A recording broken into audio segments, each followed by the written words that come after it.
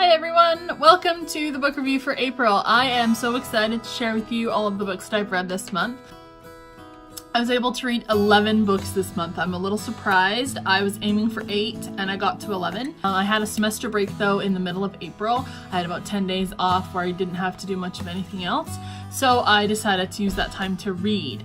So this video is probably going to be broken into 2 parts because of the amount of books that I have to share. I don't want to have this video be half an hour long or longer than that. So I think I'm going to just divide it into 2. So I'll do half now and then I'll post the other half next Friday. If you remember in my mid-month check-in, I had 10 books that I was going to read and I managed to finish all of those plus 1 extra one. I decided that I just wanted to see what happens in the Throne of Glass series, so I read The Queen of Shadows as well. Let's go ahead and get started on reviewing this month's books. If you like this video, give it a thumbs up and subscribe to my channel so that you don't miss any of the upcoming book review. The first book that I'm going to cover is Great Expectations by Charles Dickens. I have been working on this book for a couple of months and it's not because the book was hard to read or I didn't enjoy it. I just kept getting distracted by other books and new release books. This book is 484 pages and is considered a classic literary work. This book was originally published in 1861, so it's been around for more than 100 years. I thought that this book, though, was still quite relevant today. Some of the issues and struggles that the main character has in this book are still relevant. He deals with greed and with selfishness and with wanting to be better than he is and improve himself. All things that people still struggle with and still want to work on. I think that Pip could really be any one of us, and in his desire to be a different person or a better person, I don't think that the struggles that he goes through are far-fetched. I think that they're really believable and I really connected with him a lot in this story. I do think that if you are ready for classic literature, this might be a good book to start with. You do have to be prepared though to work for the message. Reading classic books, you do have to work a little bit harder to find the message sometimes, and because they're written in an older style of language, they also take some work to understand. But I think that it's totally worth the work and worth reading books like this to just broaden your perspective and broaden your reading abilities. So these books are in no particular order. I'm just grabbing them out of the stack that's sitting next to me. And the next book on the pile was The Assassin's Blade. This book is 464 pages, and I'm considering this book 1 in the series. I know that this was published after Throne of Glass, the book called Throne of Glass, but this book is a prequel to the series. This book talks about some of the things that are hinted at in the Throne of Glass. I've also read the Throne of Glass, which I'll talk about in a minute. This is a collection of short stories or novellas that kind of detail the history of Celaena Sardothien. I think that's how you say the name. I'm not positive, but that's how I've been pronouncing it in my head. So this talks about Celaena when she was younger and when she was part of the Assassin's Guild. I don't want to talk too much about the details of the book because I don't want to spoil anything for people who haven't read it yet. Well, I hadn't read any of the series, any of the Throne of Glass series, when I decided to pick up this book. The mister had actually picked up this book originally at the bookstore, and he's read it before I did, and he really enjoyed it and has since moved on to read the other books in the series. And so I just decided that that's what I was going to do as well, and I'm really glad that I did it that way. After reading several of the books this month, I think starting with this book was the right idea. So if you haven't read Throne of Glass series at all, I recommend starting with The Assassin's Blade so that you can get an overview of what Celaena is like before you dive into the big story. So each story is a different experience that Celaena has being an assassin, and it introduces you to some of the characters that you learn more about and you get to interact more with in the rest of the series. This is the second series I've read by Sarah J. Maas, and I think that this is equally as good as the other series that I read of hers. It is actually sitting right there. That is my Court of Thorn and Roses series, and I really enjoyed that series, which made me want to read this series as well. So I don't know if you've read that series of hers, you might enjoy this one as well. Alright, well, while we're on the topic of the Throne of Glass series, it makes sense to talk about The Throne of Glass. This is the first published book in the series, so it's considered by a lot of people to be book 1. I am considering this book 2 because I labeled The Assassin's Blade book 1. So I'm calling this one book 2 in the series. This book is 404 pages long, so kind of an average size, but I don't think that it was too long. I think that this book actually required that amount of pages to tell the story that was told in this book. This book picks up a year after the end of The Assassin's Blade. Yes, so we are meeting up with Celaena a year after she went into the mines to work. She became a slave in the previous book. I don't want to give away too much of the book, so I apologize if there's some spoilers in here. I try really hard not to spoil the books because I really hate it when that happens to me. But there is a few things that I want to mention, and hopefully that doesn't really ruin the story for you.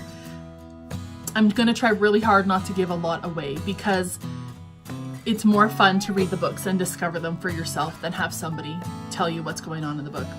This book could stand as the first in this series. I don't think that you would have to read The Assassin's Blade in order to understand this book or this series. I don't think that you need to know everything that's in that other book. This book does stand very well as the introduction to a series. The one thing that I thought this book was a little weak on was the love triangle that develops partway through the book was just a little too predictable. This book is not a romance book at all. It's a fantasy fiction book. To me, it was just a tiny bit odd that there was romance in the book to start with it all, but I did not enjoy the love triangle and the way that was developed. I just thought it was just a little too predictable. The rest of this book is not predictable. The rest of the series is not built that way, so it was just kind of strange to have that show up in there. That said, I mean, it's not like it ruined the book for me. It by all means did not. You know, and it also wasn't the center theme of the book either. It was just kind of on the periphery, and I just thought it was odd. This book was also another pretty quick read. Just because I had some extra time, I was able to devote a few hours at a time to read, and so I was able to I read the first 3 books of this series in 4 days. So I'm going to talk about the 3rd book in this series, Crown of Midnight, next, because I kind of read them all at once, so I kind of want to review them together. This book does remind me a little bit of Game of Thrones. There's just kind of that element in there just because there is witches and magic and mythical type things that are part of the story. That said, it's not at all really like Game of Thrones. A lot fewer people die in this book, and there is a lot less violence in this book. So it doesn't contain the violence of Game of Thrones, but it does kind of have a little bit of a feeling like Game of Thrones. At least that's what it reminded me of. I know I've heard other people say that, but I have read Game of Thrones, so I can agree that that is something that makes sense. This book is another yes for me. I would recommend this to young adults, but also adults. I think that a lot of teenagers who enjoy fantasy fiction, like The Hobbit, Lord of the Rings, Game of Thrones, that kind of book, would probably really enjoy this book as well. So what I am calling the 3rd book in the Throne of Glass series, a lot of people would call this book 2, but I'm calling it book 3, is The Crown of Midnight. This book is 418 pages, so it's about the same length as the previous 2. And it was equally exciting to read. It was equally interesting, and I found it to be, I think it's my favorite of the first 3. This book picks up immediately following Throne of Glass, so there's really no break in time between the 2 books. And without giving too much away from the previous books, this book, we find Celaena working for the for the king, who is not a nice guy. He is not a nice person whatsoever, and it frustrates me. I think the king is terrible. So in this book, Celaena is visited by I don't know what to say about this book. I don't want to give away the main ideas of it. In this book, Celaena receives a visitor, let's say it that way, and this visit kind of changes the way that she perceives the world around her and her role and her job working for the king. So she endures a period of confusion. She's not really sure who to trust. She's not really sure who to talk to. And she's not really sure what exactly her mission is in life, I guess, almost. She's trying to It almost felt like she was trying to find herself a little bit in this book. So there is kind of a twist near the beginning of this book that kind of took me by surprise. But I think it was necessary because that made the way open for a continued series. If that hadn't happened, the series could have very well ended after this book, I think, if there wasn't some sort of major plot twist. So that did happen in this book. We also get to know Cale, the captain of the guard. Cale, is that how you say his name? I think some of the names seem like regular names, but they're spelt funny. We do get to hear a lot more from Cale, the king's captain of the guard. And he kind of gets on my nerves through part of the book because he's being kind of wishy-washy and he's not being very helpful and he's just being kind of a weird person. I don't know. He just can't make up his mind. And then there was a part in this book that I was literally in tears. That was just the most heartbreaking thing, and I'm really surprised. Like, I know this is fiction, but to rise after such a tragedy is a remarkable thing, and I think that was a major turning point in Selena's life. And let's see what else about this book. I think that there is some big decisions ahead for the characters in this book, in the series, as it goes onward, and that they're going to find themselves in places where they're not really sure what to do, and I think that they're going to find themselves in some surprising spots and have to make decisions that they're not really prepared to be making. In this book also, we're introduced to the Iron Teeth Witches, which is really an interesting thing. I thought that the way that she talked about the witches and the way she described them and the way they were introduced into the book was really interesting. So I think that there is a lot to... I think that she has really opened the plot up to a lot of different possibilities, and there's a lot of different ways that the series can go, and it'll be really interesting to kind of see where she takes it to the end. I'm really interested in seeing how these storylines that are running parallel to one another that aren't connected yet, how it's all going to come full circle and connect to one another. I don't really see myself stopping reading this series anytime soon. I feel like I'm actually really glad that they've already been published, because if I had to wait a year to find out what happened, I think I would go crazy. The one thing I was most interested to know about what happens in this book is what Cale is going to do with the information that he finds out on the last page. Like, I think that is such a frustrating way to end a book, but it's also such a... Like, you have to do it well, and you have to do it correctly when you're writing a book that ends with a bomb. Like, she drops a bomb on the last page of the book, and if I had to wait a year to find out what happened, I would go nuts. Thankfully, I don't have to. But there is kind of a big surprise at the end of this book, so I don't want to tell you what it is, but I think that, again, like, I can just recommend this book over and over. I can recommend this book to everybody. I can recommend it to anyone who enjoys fantasy fiction. This one I saw on the HarperCollins Instagram feed, and they were promoting it, and I thought that it sounded interesting. So I borrowed it from the library. It's called The One by John Maas. This book is 412 pages, so kind of an average size for a novel. The book poses an incredibly interesting question. How far would you go to find the one? The one meaning your soulmate, your other half, the person that you were meant to spend the rest of your life with. How far would you go to find that one person? This book assumes there is one perfectly matched person for everybody on the planet. And the way that they find you your perfect match is through your DNA. So it's a little bit sci-fi, but mostly it's psychological.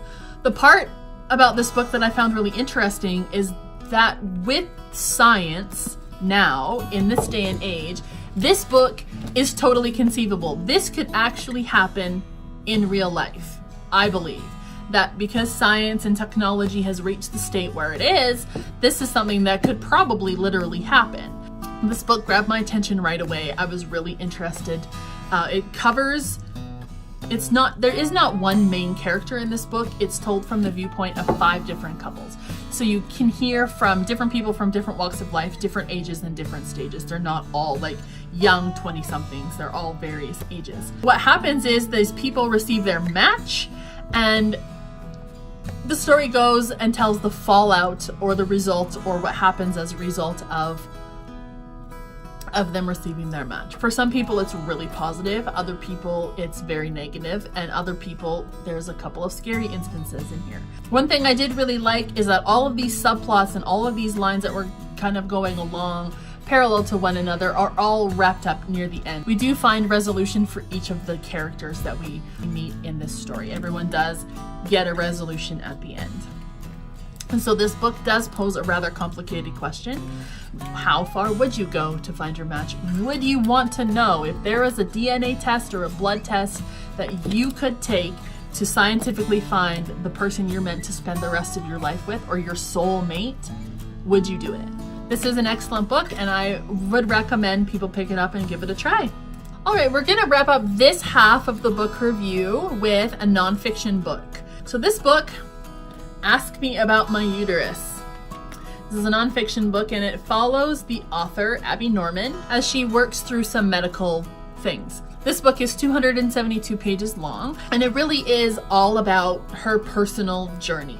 She is not a medical doctor. She is not a nurse or anything like that. This is just told from her perspective and her real experience. This book really focuses heavily on her medical journey, but there's also a lot of personal history intertwined within the story. And though it talks about a lot of medical stuff, she does a really great job of talking to the common man. So there's not a lot of technical jargon and a lot of medical big words. She does explain it very well. All the things that are medical related are explained really well so that anyone could understand this book. I found it very easy to read, and she was very conversational in her writing tone. I really quite liked it. So she took some really complicated medical stuff and made it easy for a regular person to understand it. She did a really good job of making this book accessible to all levels of readers. I really appreciated the way that she explained the medical stuff specifically. As women, you'll probably read this book and think, oh yeah, that's happened to me. Yep, that's happened to me too. And I think that was the whole point of the book, is to get a conversation started talking about experiences that women had, specifically in the medical field, talking about some of these experiences that we had where we were either dismissed or brushed off or ignored or treated as though we were being hysterical. Abby includes lots of historical case studies in this book about the history of how women have been treated medically, and I found those really interesting to read. Some of them kind of made me super angry. Some of them were, I don't know, they were kind of rage-inducing, really, the way that women used to be treated in the medical field by medical professionals. I want to say, like, air quotes professionals, but there was a couple of things that I didn't really like about the book. It did feel a little bit choppy in places, and she kind of jumped around a lot. It's not like there wasn't a lot of continuity within the story. It kind of jumped back and forth, back and forth, back and forth, which I know is a common writing style, but in this book it just kind of felt more choppy than it did intentional. Like, it didn't really feel as intentional. And there was also several spots where the author would start a story and I felt like she was building and was going to make a point, or she was using the story to support her opinion, but then the subject would get changed really abruptly and we'd take off on another direction and we'd never circle back to the original, what I thought was the original part of the story, and so we were kind of left hanging in a few places. In the introduction to this book, Abby specifically says she is not intending to be the poster child. She does not want to be held up as the example, and she is not trying to say, this is not a roadmap for how to find your own diagnosis. What she wants to do, I think, with this book is just really start a conversation amongst women and medical professionals about how the medical profession and women could maybe work more cohesively, and we could maybe improve the care of women. I'm sure that pretty much any woman who reads this book will identify with at least one of the stories in there and have had a similar or the exact same experience as Abby may have had. So I'm not really sure how to end a review on a book like this, but I think that if you're a woman, you should read this book. That's what I'm gonna say. I think though it left me with a few more questions unanswered, because the book didn't seem to to answer those questions, I think that it still was worth reading. I think that it's a great book to read and share with other people. I think that all women should read this book. The information in this book is only a year old, so it's still very current. The book does end, though, without a resolution. This is not a book where we see Abby go from issue to diagnosis and end in a healthy way and in any sort of finite solution to her issues. As the way the book leaves it, I understand that this is not a problem that has been solved, that this is a problem that's still being worked on. Give this one a go, because I think that it's a conversation that could be really important and could be really empowering for women all over.